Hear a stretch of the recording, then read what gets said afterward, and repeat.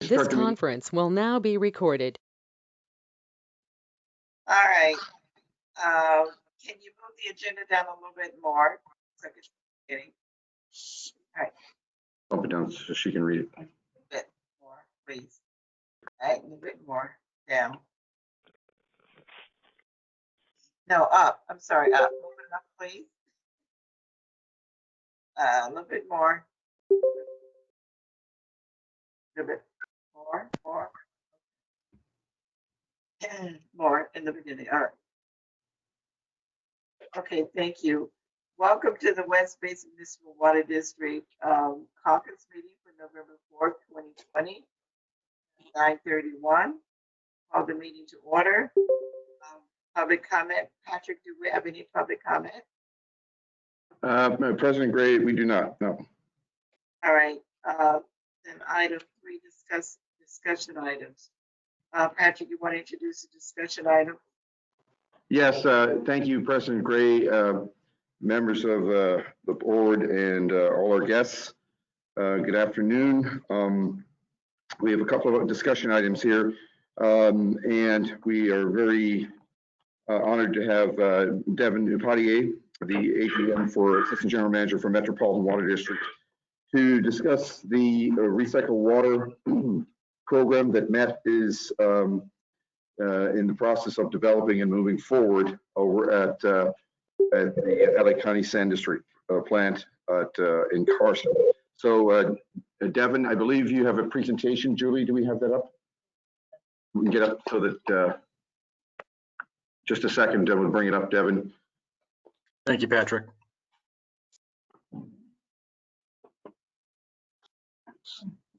There you go. Take it away.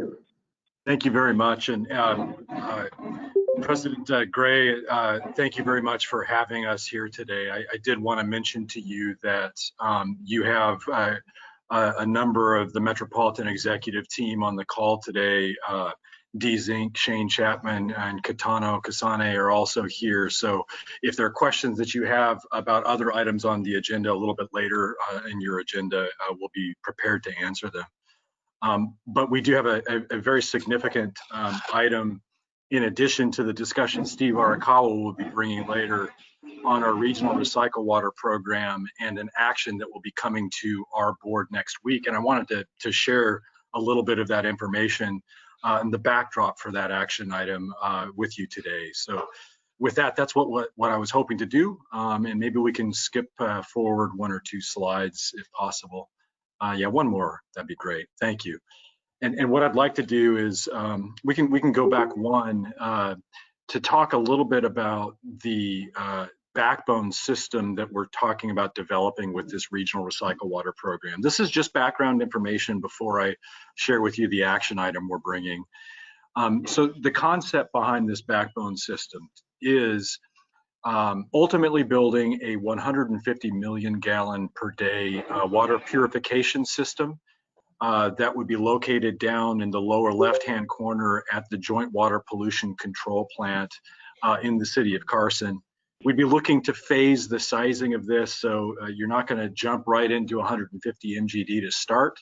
And the exact phasing we would be exploring as we go through the environmental process. But the facility would be located there.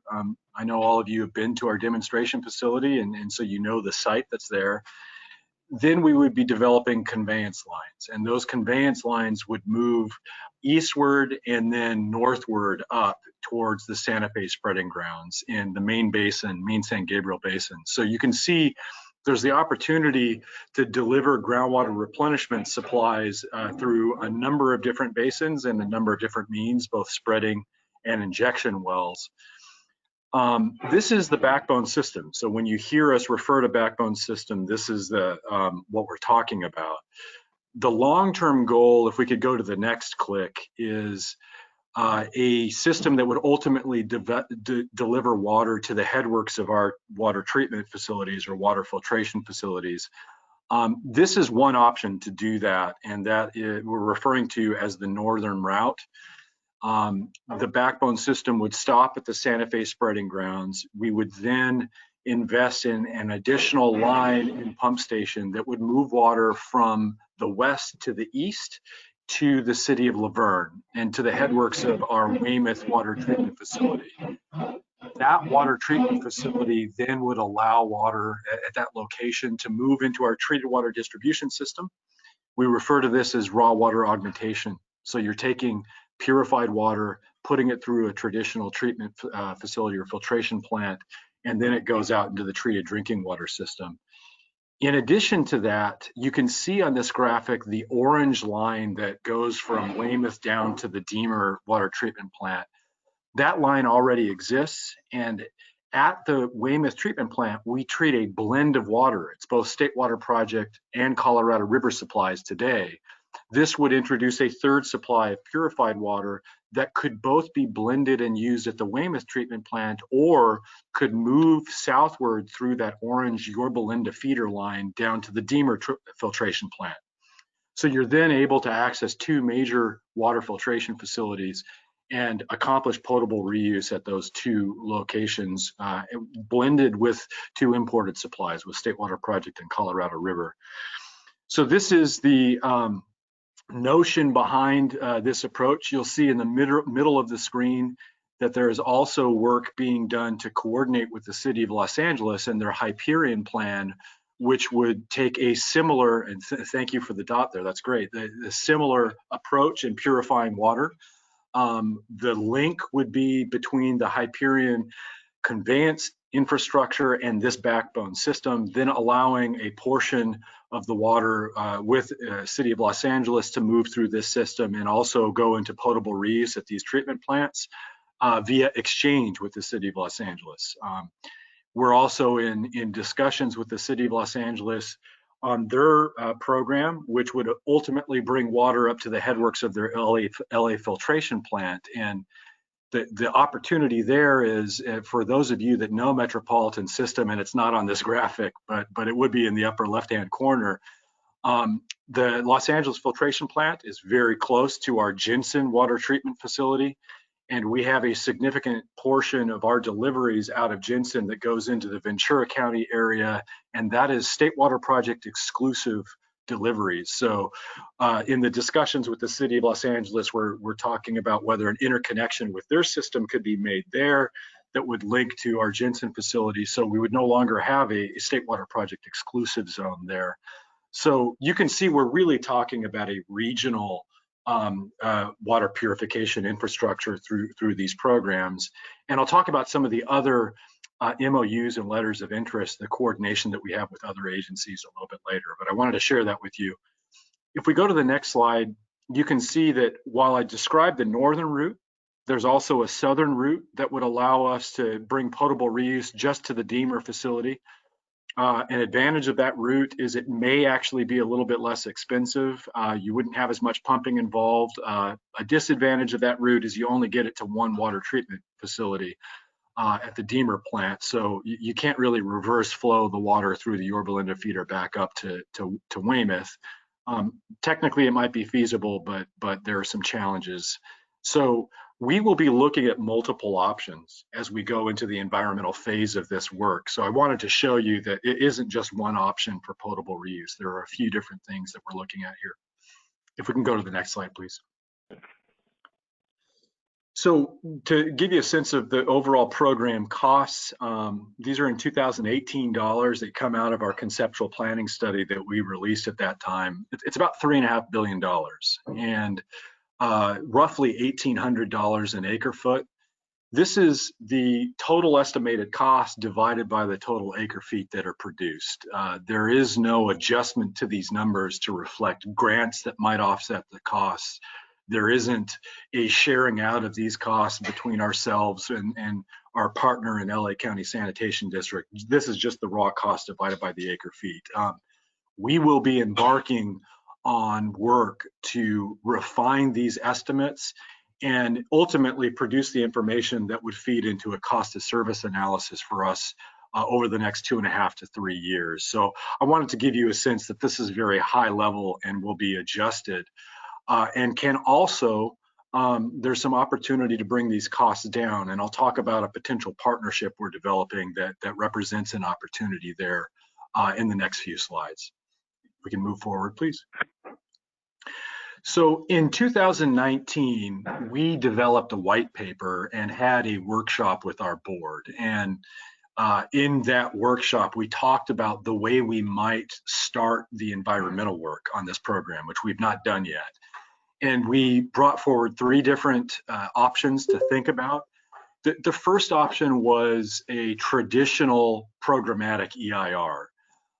But we also brought 2 additional options that would be accelerated from that traditional approach. And you can imagine the way you would accelerate it is you might be doing more of the preliminary design work and even some of the final design work in parallel with the environmental work. That allows you to bring facilities online quicker, to get into construction quicker, but it also comes at a risk. One of the risks being that, for example, the raw water augmentation regulations in the state of California haven't been completed yet. They're not slated to be done until the end of 2023.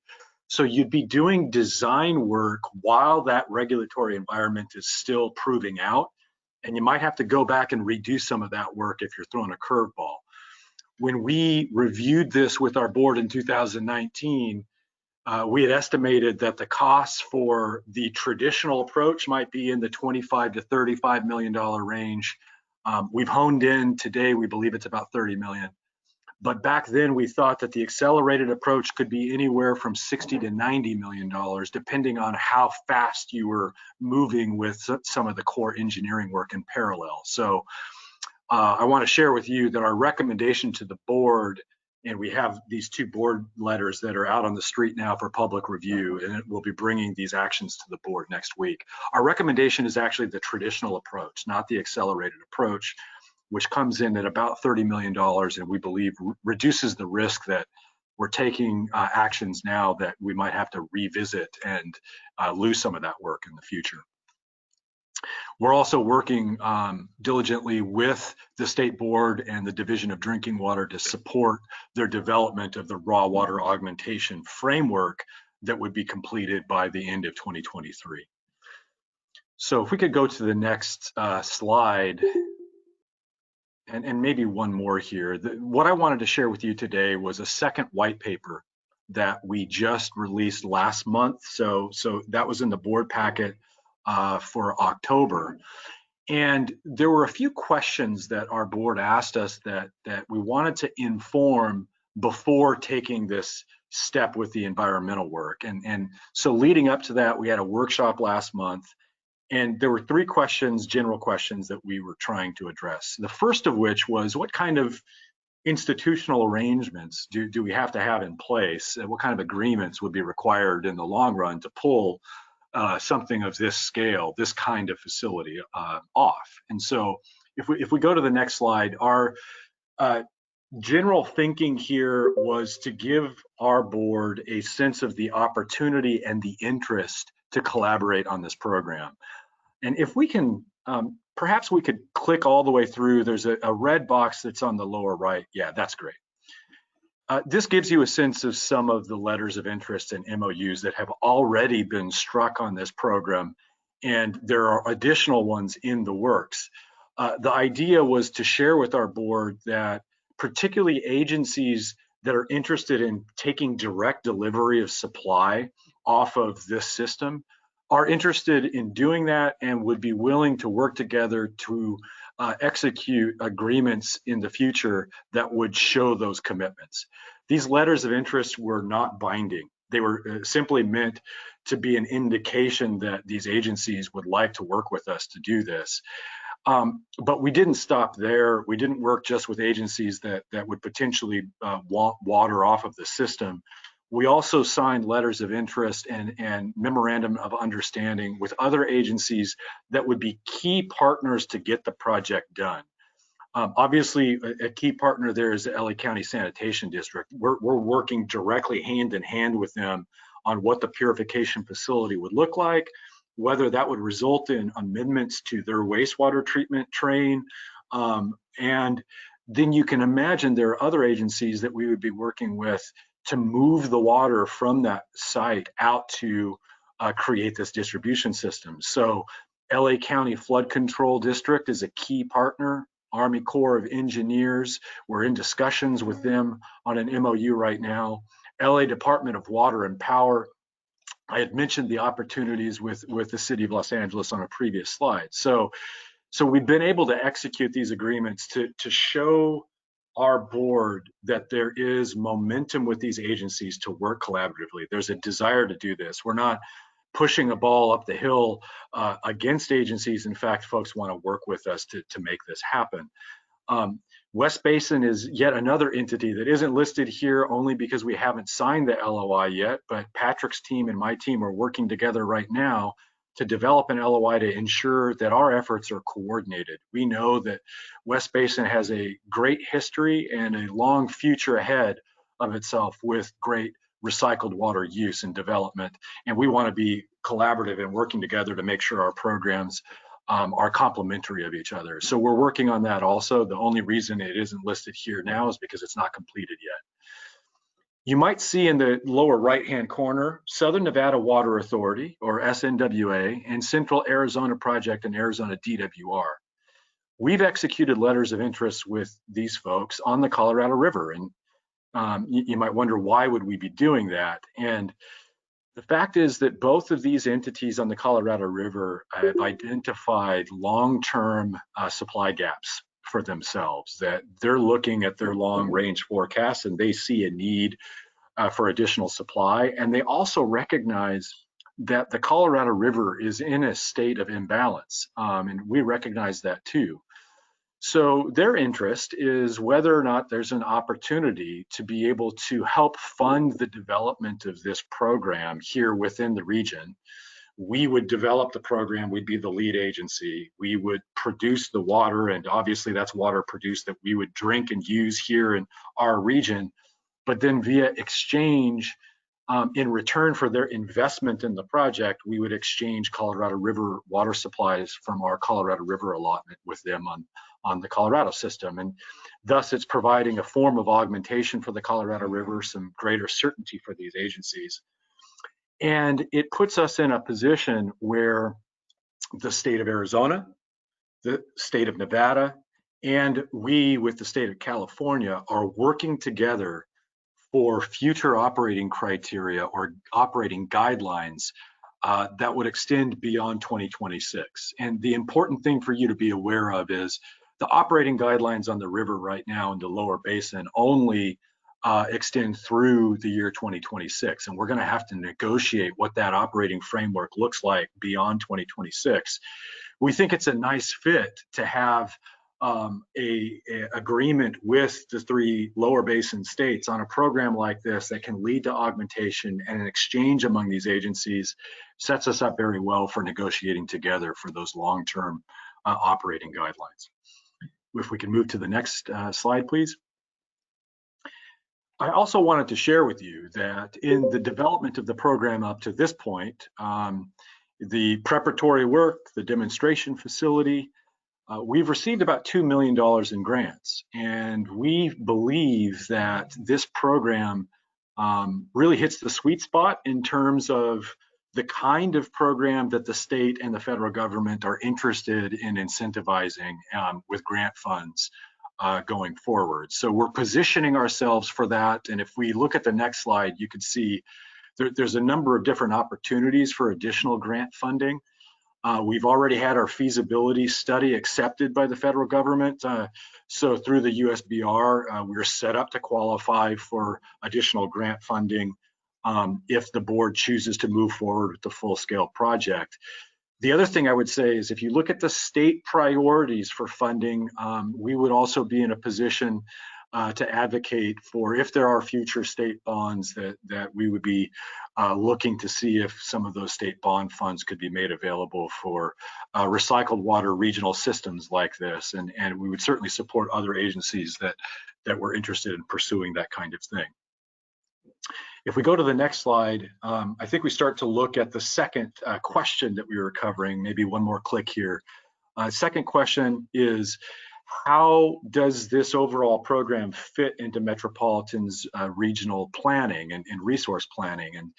And The white paper itself goes into great detail in terms of the way we feel that this fits and the benefits that this program provides from a regional planning perspective. But I'll give you just a quick snapshot here. If we could go one more click to the next slide. This is a view of the local resources that have been produced on an annual basis here in Southern California within Met's region. They've averaged about 2 million acre feet over this 10-year period.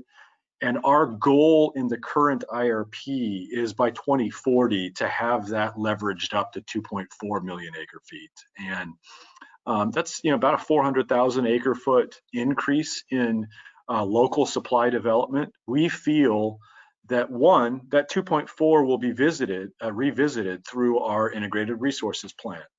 And so we're going through a revision to our IRP, an update to our IRP. And so that might be plus or minus on the 2.4 million goal, but we don't feel that the underlying drive to diversify the regional supplies, to focus on local supply development changes. While that number might get adjusted, the basic philosophy that we need to have a balance of imported supplies and local supply development is going to remain. And we feel like this project is a way of increasing the certainty that we help hit that target. If we can go to the next slide. If we could just maybe click through, that's great, thank you. This gives you a sense of some of the other benefits that are articulated in the white paper. And you can imagine the range. We are clearly showing that an investment in local resources like this program reduces the risk of needing to have mandatory reductions in the future, water use reductions through our allocation plan. The other great feature of this is it's a supply that is produced here within the region inside of the fault zone. So from a seismic perspective, we know that our imported resources all cross the San Andreas Fault. And if and when the big one hits, we're going to be relying on local supplies and our storage reserves to get through that period where we're working to repair those imported lines and reestablish those supply lines. This is a significant new supply that would be within the region inside the fault zone that provides those kinds of benefits. The other thing that I would share is there's a great degree of operational flexibility that's introduced when you then have a third water supply that can be blended at our treatment plants along with State Water Project and Colorado River when we ultimately get to potable reuse with this project. That's the long-term goal. So we think that there's significant benefits.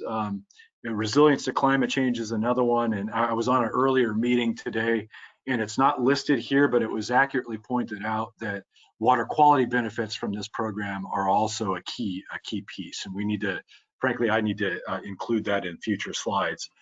This is a relatively low salt level water supply that would be provided both to the water basins, but also to our treatment plants, and a real benefit there.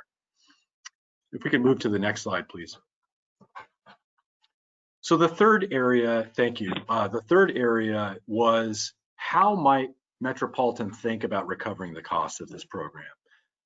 This is not a full-blown cost of service analysis. In fact, we recognize that work needs to be done, but it needs to be informed by the work coming through the environmental planning process. Through that process, you're going to get more detailed alignments. You're going to understand the mitigation measures that you will have to take. You're going to have a greatly detailed and refined cost estimate for the program. And finally, you're going to have a good sense of the agreements that are now in place at that time for the way the costs would be shared. And Metropolitan's cost of service analysis would just be looking at the costs that are Metropolitan's share of costs and how they would run through our rate structure and how they would be recovered. So we did not do that for this because it would be preliminary to do that. Instead, if we can go to the next slide, and on this one, maybe click through, thank you very much. We looked at three general approaches. And the reason we wanted to look at these general approaches is because we knew that if our agency was intent on focusing on the approach on the left, we probably shouldn't move forward with additional work on this program. And I want to, tell you straight up, right from the get-go on this slide, we did not receive an indication from our board that we really needed to focus on the approach on the left. And that would have been the more problematic one. So that approach, we did look at it. It was an approach where only the direct recipients of the water from this system would pay for the full cost of the system. This would be unlike any other project that Metropolitan has funded. When we built Diamond Valley Lake, when we built Inland Feeder, we've taken those costs, we've spread it through our cost of service to our various rates. And that approach recognizes that everybody is helping to pay for that system in some form, and all of the agencies are receiving benefits from those investments. So the option on the left would depart from that philosophy. And the other reason why it doesn't work is we currently have replenishment connections for these agencies. They can receive imported water supplies from those connections at our melded rate. So to then create another connection and say, oh no, we need you to take delivery off this system, and by the way, it's going to be more expensive, would fly in the face of those regional benefits that I had mentioned before. So on the next slide, we showed the table, and maybe we should just go there. Yeah, thank you. At the bottom, we determined that approach for cost recovery was not a reasonable approach. The integrated approach, which is the way that we've treated other projects, major projects, like say Diamond Valley Lake as an example, we felt was consistent with what we do today. We determined that yes, it is a reasonable approach. We also considered a hybrid. And this hybrid approach, an example of that might be that you can imagine, and many of you I think have this background, when we implemented our current rate structure, we implemented a readiness to serve charge. That readiness to serve charge was a new fixed charge that we put in place. It was a way of increasing the fixed revenue that Metropolitan gets, but it was borne out to agencies on a volumetric basis based on the volumetric deliveries they've received over the last 10 years. You can imagine there might be an approach like that that could work for this funding this program in the future. So we wanted to put that hybrid approach out there. Is it reasonable? We said unlikely. I think that's kind of extreme language. There could be scenarios where you structure a hybrid approach where it shifts the cost and the equity among the agencies, so it isn't reasonable. You could have hybrid approaches where it's a very balanced across the board kind of approach. So we'll have to work through that. These are discussions that we will want to have with our board and our member agencies. But wanted to be clear, those two options were clearly kept on the table. We wanted to signal that there is a fair amount of choice for the way we could structure this in those two options. But if it was just a direct recipients pay approach, and the board really wanted to go down that road, that this program probably doesn't work under that kind of a structure. If you look at the third line down, firm commitments mandatory. The other thing that we touched on here is that if you're building a system like this that's going to deliver water year in, year out, day in, day out, that we will need some form of firm commitments from the agencies that would receive the water off this system. And I would share that it's probably more important for those firm commitments to be in place before you get raw water augmentation, that connection to the headworks of our treatment facilities. At that point, there becomes a lot more flexibility in the delivery patterns to be able to deliver water for groundwater replenishment or some local industrial use, or to then deliver water to our treatment plants. Before that flexibility is put in place with that final link in the system, those firm commitments are much more important. You don't want to build a system like this and then have the deliveries from that system be really at the whim of a decision on a day in, day out basis of whether the water will be taken or not. So those commitments we do feel would be an important part of the final agreements that have to be in place for this program. If we can go to the next slide, please. So at this point, what I'd like to do is just give you a brief overview of the action that we're bringing to our board next week, and to talk about that a little bit. Perhaps the next slide. This shows you that we've done the workshops. We're now bringing the actions here in November, and the next slide shows the 4 different pieces of it, if we can go to that. Thank you. So the first action is actually a pretty straightforward one. It's simply the approval for starting the environmental and technical planning phase of the program. We have budgeted for this. We budgeted $30 million in this biennial budget. And so that funding is available, but we can't spend that funding until the board blesses us starting that process. So that's one piece. The second piece is an amendment to the agreement that we have with our partner in LA County Sanitation District. And that amendment will do a number of things. I had mentioned to you that the overall cost that we're looking at for this phase is $30 million. Well, LA County Sanitation District, through this amendment, would be contributing, round numbers, about $5 million to our costs of $30 million. So that brings our net cost down to about $25 million. Note that this document says $4.4 million, but there's flexibility in the way that the cost would be apportioned. So round numbers, it's about $5 million. So the second piece that they would be doing through this is taking a look at the site prep and making sure that we have an area at the joint plant that is ready for the full construction of this plant. That actually is a pretty significant cost effort. It brings their cost commitment on this program over the next couple of years up into the $11–12 million range. Another piece here that is very important is they will be taking on additional costs on their end to fund some technical studies that will be looking at the best way to format their wastewater process as part of this overall program. And it may be that that would mean that the membrane bioreactors that we have as part of this treatment process would be part of their wastewater treatment process. It may integrate better into the system that way. We think that that's really important and valuable work that the LA County Sanitation District is doing. And it's a great evolution in the partnership with them, but that would be part of this amended agreement that we're bringing to the board.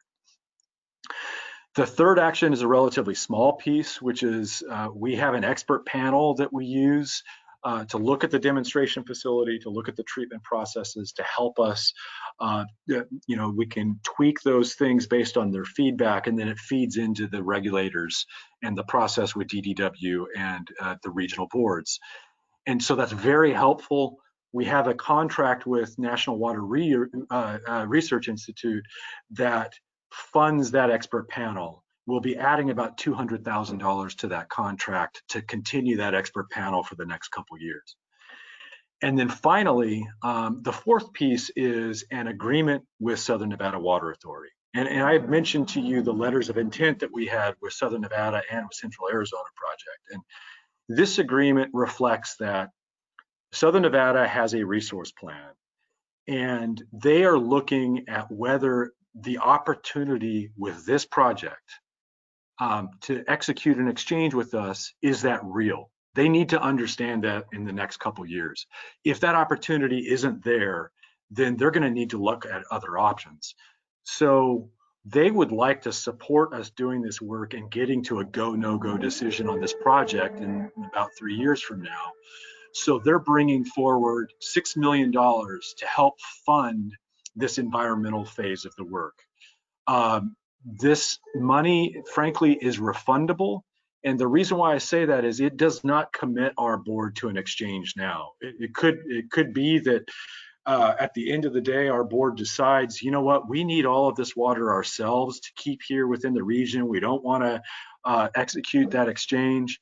And Southern Nevada, they understand that. They want us to get to that decision. Our agreement is that they would provide this funding up front to help us get to that decision. And frankly, if our board says we don't want to do that partnership in the long run, then the money could be refunded to them, no interest. But it's a way of making sure that they're certainly interested in us following through and doing this work to get to a go, no-go decision. So those are the key elements of the board actions that are coming here in November. And if we could go to the next slide, I think it's the final one.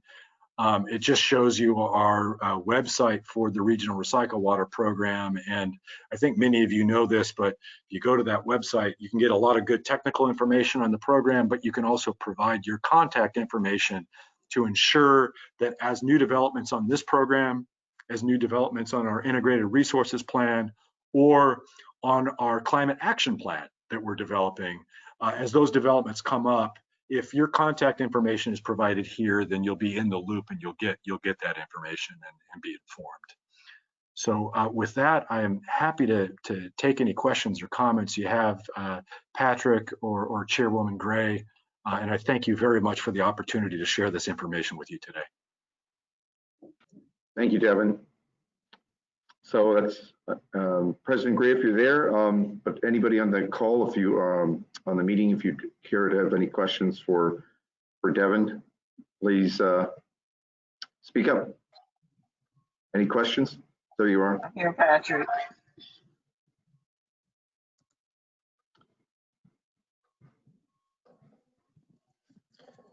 Chairwoman Gray, this is Yes. DJ Coleman. And Yes, I TJ.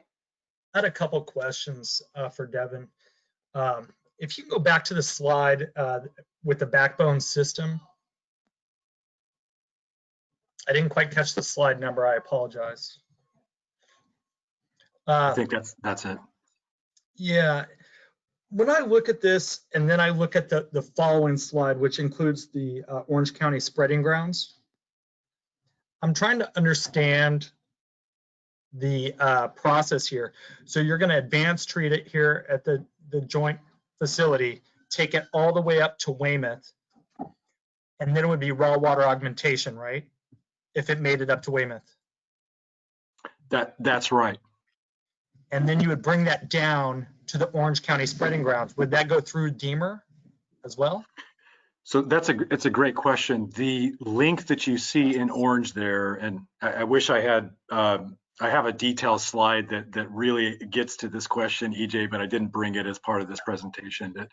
The background information here is at Weymouth. You've been at our Laverne treatment plant. At Weymouth, we have a junction structure there. And in that junction structure, you currently have the mixing of Colorado River and State Water Project. You have two separate lines that come into that junction structure. The water then flows, and it's still raw water at that point. It flows out of that junction structure and either into the Weymouth treatment plant, and it goes through the filtration plant and out into the treated distribution system.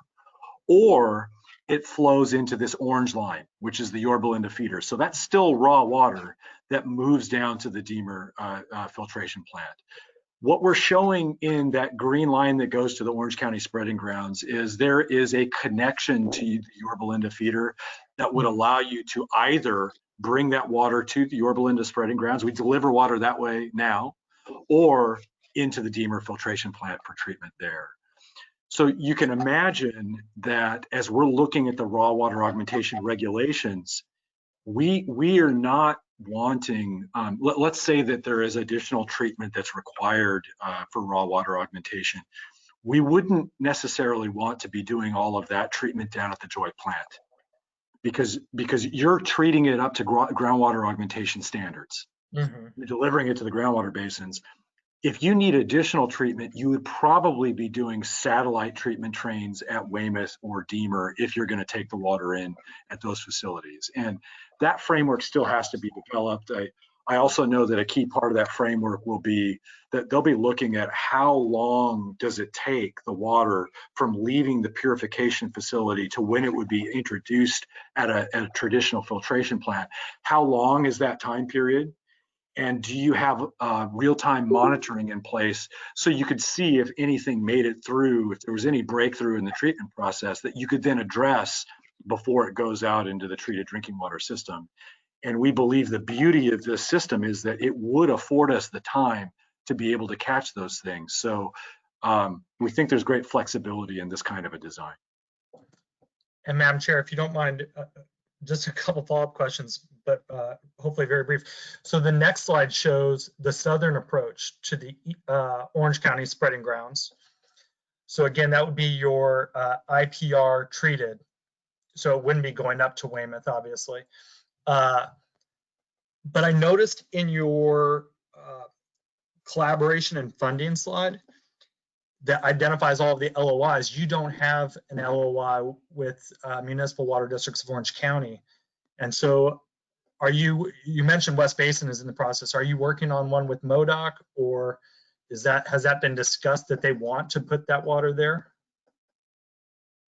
So EJ, we are working with MODOC in the same planning approach and Orange County Water District, but to be fair, they have a number of different irons in the fire in terms of what they're looking at for the basin. They have a couple different opportunities. And so at this point, we're not pursuing a letter of intent with them. We may down the road, but part of the reason for that is, as you can see, there are options here, but those options don't require a letter of intent with Orange County or MODOC in order to make them work. And an example, if we were to go back, say, to the southern route option, one of the options is to bring that water directly to Deemer. You don't have to bring the water to the spreading grounds. It would be logical to design it in a way where you could dump some of the water off in the spreading grounds if Orange County wanted it. But that would be a southern route that could take the water directly over to Deemer. So in that case, it would be connecting with our treated drinking water system, and you wouldn't be having a direct delivery requirement into the Orange County basin. That's just as an example. Yeah, the basis of my questions are more related to, I obviously see the West Coast Basin injection wells. That seems to be kind of in our backyard. You also have the Montebello Forebay injection wells. And then I see this, the third one as the Orange County spreading grounds, although you have Santa Fe as well. And I guess I'm wondering where we are with all of that, because, AB 574 requires the development of the raw water augmentation regulations, as you pointed out, by December 31st of 2023. Now, they may need a little bit more time. We've dealt with that with the state board in the past, sometimes funding issues and delays, but that's natural. But even if you gave them an extra year and you talked about 2024, it looks like raw water augmentation is a real possibility at that point. And I know that Director Glenn Peterson has even brought this up, that if DPR, raw water augmentation, is available, why would we even bother with the IPR and the local agencies perhaps kind of fighting for their turf when it could go up to Weymouth and possibly become direct potable? And I don't know if that's a question or just a comment. Well, I'll take it as both a comment and a question. And I think the key is, as you look in, say, the West Coast and Central basins, you have a number of different resource opportunities. I know that you as an agency are providing water into this service area. The city of Los Angeles, with their Hyperion plan, will be looking at similar. I have no interest in stepping on the toes of agencies that want to utilize the West or Central basin to be able to leverage recycled water and to increase reliability through those means. You're absolutely right. This system is designed with raw water augmentation as the long-term goal. And the one thing that I would share, particularly in the main San Gabriel Basin, the discussion with the agencies there is very different. They are really looking for a sustainable source of replenishment supply there. So if we're moving this water north and then would ultimately intertie, say, with Weymouth for direct potable reuse, we're not likely to ignore, and just go directly to Weymouth for raw water augmentation. We will create a connection there that provides replenishment to the main San Gabriel Basin to provide for that sustainable need that they have. So as much as raw water augmentation is key and an important part of this project, I would not want to characterize this as a project that could go forward without the groundwater augmentation. That we have key partners that are very interested in that moving forward, and we're committed to that. Thank you. Okay, are there any other questions? Yes, Chairwoman Floyd. Gray. Chairwoman Gray, I would like to ask a question. Yes. Barkett from West Basin. Barkett. Good afternoon, Devin. Afternoon, On Barkett. slide number 6, you outlined the project cost. Just as a clarification, could you provide little explanation of what the $1,800 per acre foot is for. Is that just for the water that's coming out of the plant, the purification plant, not including the injection, and not including the cost of treating the water again through Weymouth or Deemer? So Barkev, this program cost is in the middle, the center column. It is for that backbone system. So it is for the water treatment facility and then the backbone system that was shown in blue on the other graphic. In the rightmost column, it is for the expanded water treatment facility or purification facility, plus an estimate of the cost to move the water from the backbone system over to one of our treated drinking water facilities. And so that would include the additional conveyance capital cost. That's why you see that capital cost goes up quite a bit from 2.6 to $3.4 billion. To generate that estimate, we used the southern route option that you saw on the previous slides. It did not include the northern route option. What we're looking at, and maybe to further this is the total cost of those investments divided by the acre feet. It does not include, if injection is necessary, whether that injection would happen or not, and who would bear the cost of those injection wells. We haven't gone that far. The other thing I want to share with you is our engineering team on the northern route option is looking at repurposing, similar to the orange line, the Yorba Linda feeder, where that's a line that's already in place that would move water from the Weymouth area down to the Deemer area. We have some infrastructure already in place that could move the water from the west to the east. And that's why I always characterize these costs as very conservative costs, even though they're 2018 dollars, and I know that they will be inflated up in time. We may actually be able to tie into some existing infrastructure that would dramatically reduce the cost to connect with our treatment facilities. So that's a key thing. And then the other thing is, this is all of the total cost being borne by Metropolitan. It doesn't assume any contributions from other entities, which you've already heard are in the works.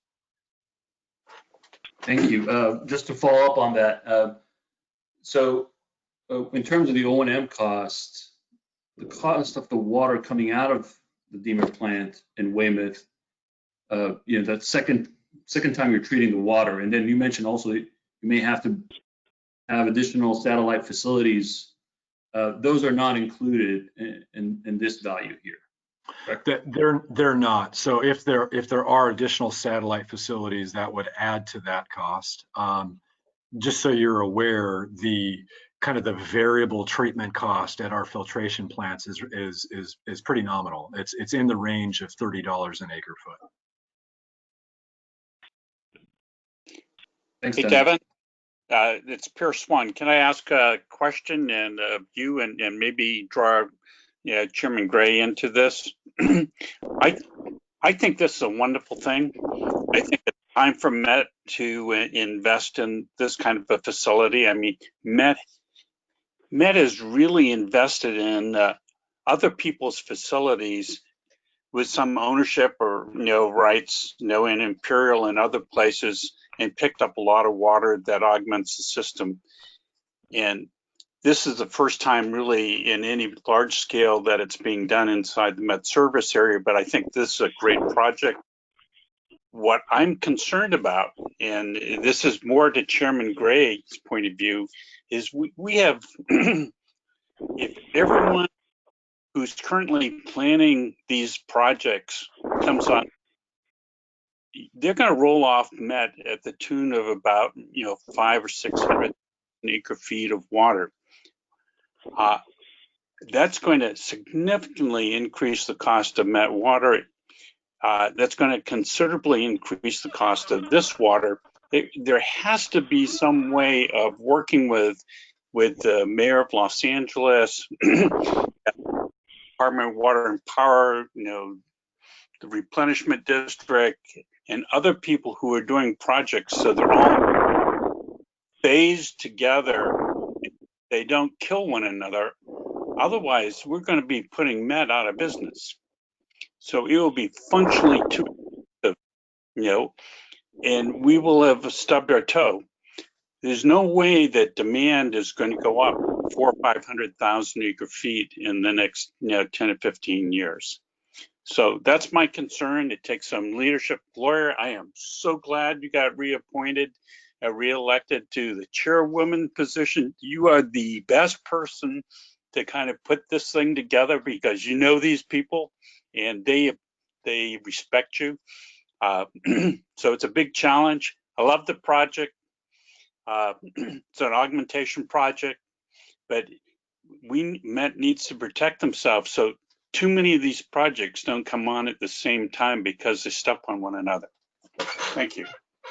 Pierre, my comment is that I think all the points that you made are very valid. Certainly the project that we're talking about right now is a good project, and the board will take into consideration all the 4 points that Kevin made that we have to consider this month. But I do think we have to figure it out. I mean, that's part of the discussion moving forward.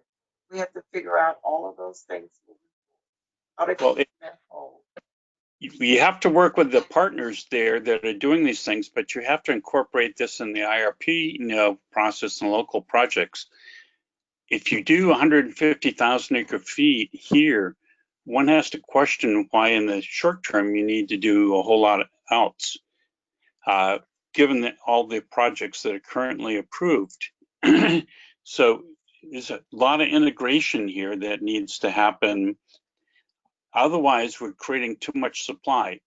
When you create too much supply, what I forecast will happen is there will be groups of people who will want LA to permanently rewater the LA River and the San Gabriel River. And we will have created a whole lot of expensive projects for no benefit at all, as far as supply goes. It'll be good for the environment, but that was not the purpose for these projects. So we have to be careful how much supply, especially how much base-loaded supply we get versus discretionary supply that you only have to pay for when you need it. There needs to be a balancing process. Anyway, said too much. Thank you. And thank you. Any other questions? Okay, well, Devin, thank you. As usual, you did a great job. Thank you so much. I've been watching you, and the last couple of days we've been on the same circuit, so thank you. Thank you, Gloria. Appreciate it. Hey, Chairman Gray, Devin is a real jewel. It's good to have a very competent person, working the operations up there. He's a wonderful person. We have great employees at Metropolitan. They're dedicated and just well-skilled in what they do. We appreciate them. Patrick, the next item. Yeah, again, thank you, Devin, and you should treasure that endorsement by my old director, Pierre Swan. That's I do. Thank you, Pierre. Thank you very much for the kind words. Okay, so we're going to take something out of order. We're going to go to item 4, and then we'll come back to item 3B. And on the call here, we have Steve Arakawa, who's the manager of Bay Delta Initiative for Metropolitan, and he's going to give us an update on the Delta Conveyance project planning. Steve, there you are. Patrick, yes. Before you do that, I'm sorry to interrupt. I have another appointment that I have to keep. I know Director Williams is on the call. If I have to leave before Steve completes his presentation, Director Williams, can you take over, please? Director Williams? Yeah, well, we'll reach out to him separately, Gloria. Here, he's on the call. Maybe not. Oh, okay. We'll reach out to him and while Steve is speaking. All right, thank you. Thank you all for being here. I have to leave. Thank you. Yeah, Steve. Thank you, Patrick, and thanks everybody. I have an oral report, so there are no slides.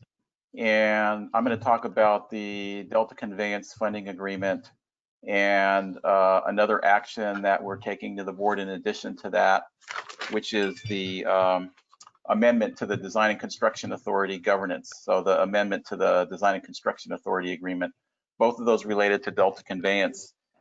And we have a committee meeting next Tuesday, a Bay Delta committee meeting. It's following the board. So the board is at noon, and this will happen after that.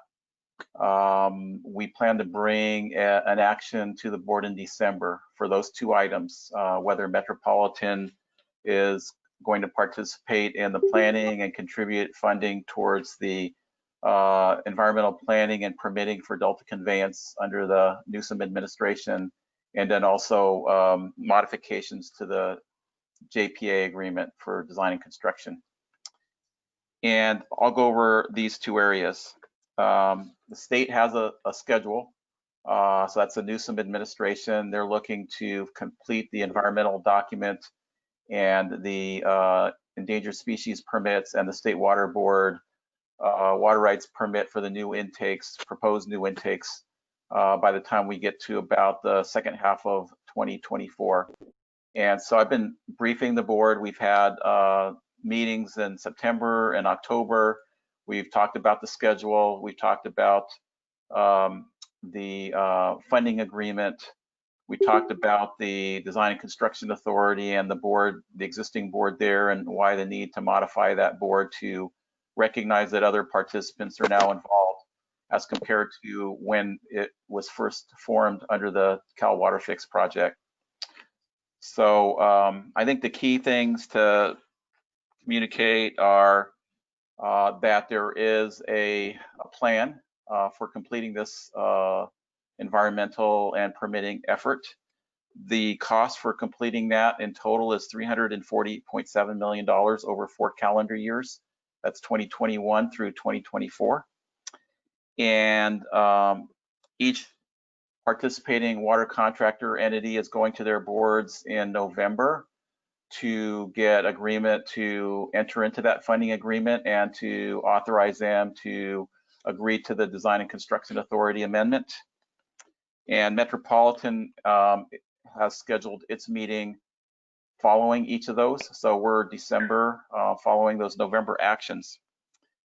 The 340.7 is over those 4 calendar years, but the funding agreement will allow for a commitment for the first 2 years and then a second decision on the second 2 years. And so we have an opportunity to enter into a funding agreement that allows us to pay the first portion, the first 2 years. And out of that 340, that's about 125. Metropolitan's share would be as much as 81.2. And when I say as much as, I mean that we are assuming an up to 65% participation level in estimating that. Other contractors are going to their boards, including Kern County Water Agency, which has probably got the biggest impact. And they're going to ask for their participation approvals.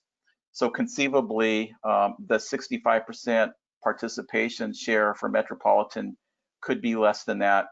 The up to 65% assumption was based on a conservative estimate about what Kern County Water Agency might do. So we've been talking to the board about those planning costs. Those planning costs are a result of some cost cutting.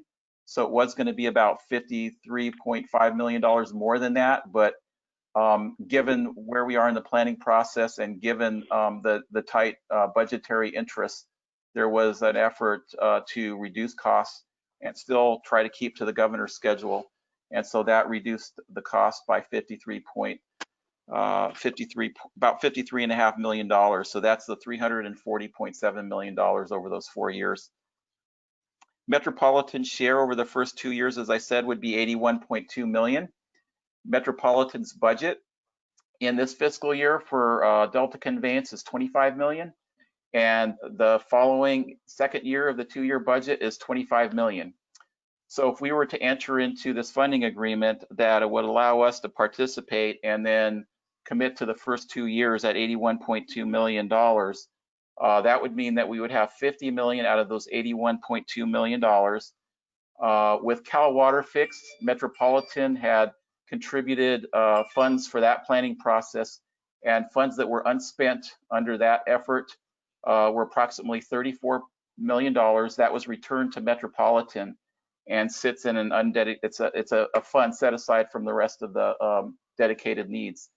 So conceivably, Metropolitan could utilize its $25 million in fiscal year 2021, $25 million in fiscal year 2022, and then look to that $34 million to make up for the remaining $31 million that would be needed to meet the first 2 calendar years of this planning agreement.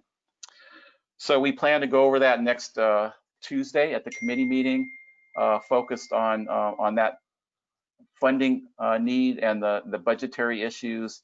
Also to talk about participation levels and how the other contractors are going to their boards, and be in a position to put forward a board recommendation for December, on December 8th, so that Metropolitan Board can decide on whether to move forward with planning under the state's plan that I mentioned earlier. And I'll stop there and see if there's any questions.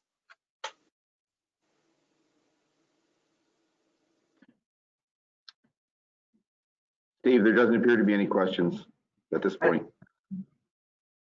Thanks very much.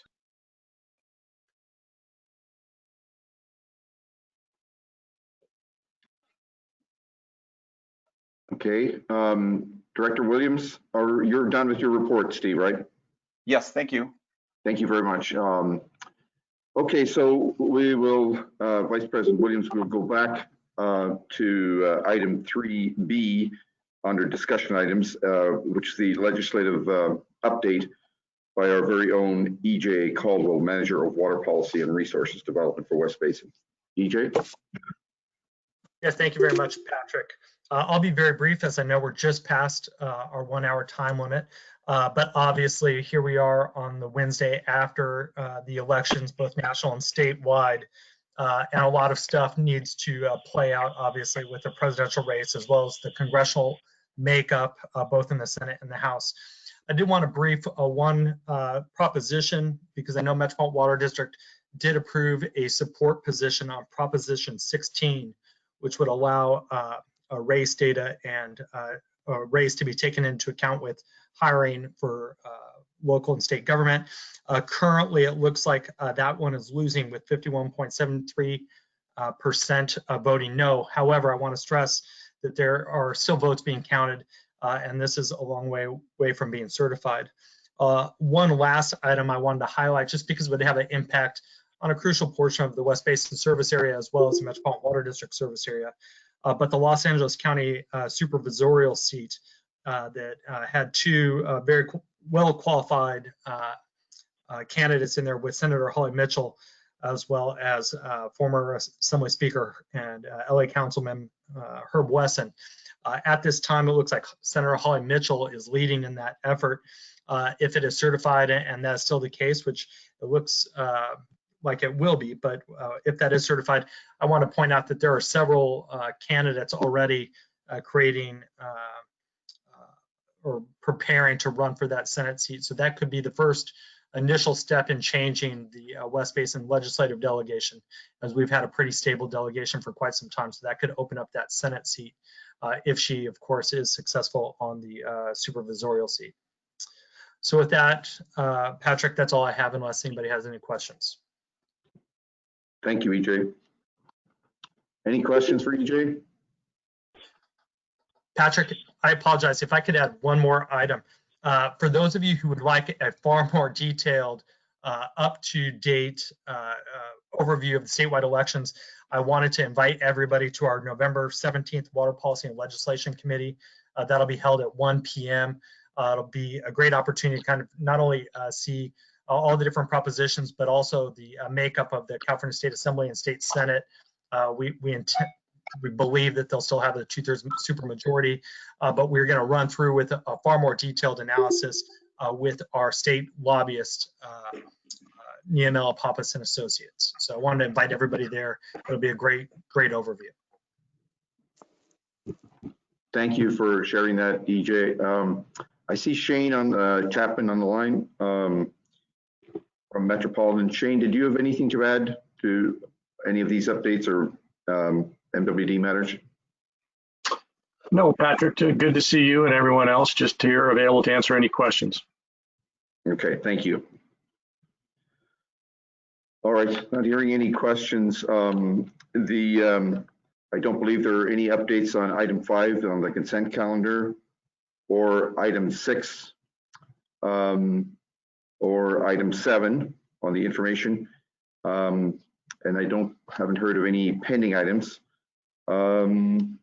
We have Director Williams on the line. He's showing unmuted, but he can't. He can hear what we're saying, but he can't communicate. So with that, if there are not any other items to be brought up, okay, our meeting is therefore adjourned. Thank you.